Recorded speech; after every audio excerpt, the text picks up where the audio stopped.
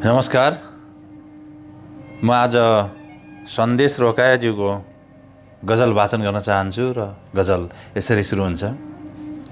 सधैँ माग्छौ समय दिने समय कहाँ छ, सधैँ माग्छौ समय दिने समय कहाँ छ, हरपल हरघडी सम्झिने समय कहाँ छ। त्यो चन्द्रमा छुन हिँडेको एक यात्री हुँ, त्यो चन्द्रमा छुन हिँडेको एक यात्री हुँ। मसँग तिमीलाई पर्खिने समय कहाँ छ, हरपल हरघडी सम्झिने समय कहाँ छ।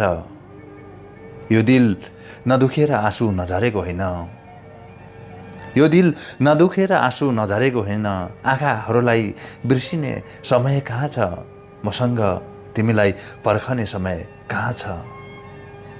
र अन्तिम शेर, एकैछिन फुल चढाइदेऊ मुहार हेरिदेऊ, एकैछिन फुल चढाइदेऊ मुहार हेरिदेऊ। फेरि मुर्दासँग फर्किने समय कहाँ छ, सधैँ माग्छौ समय दिने समय कहाँ छ, हरपल हरघडी सम्झिने समय कहाँ छ।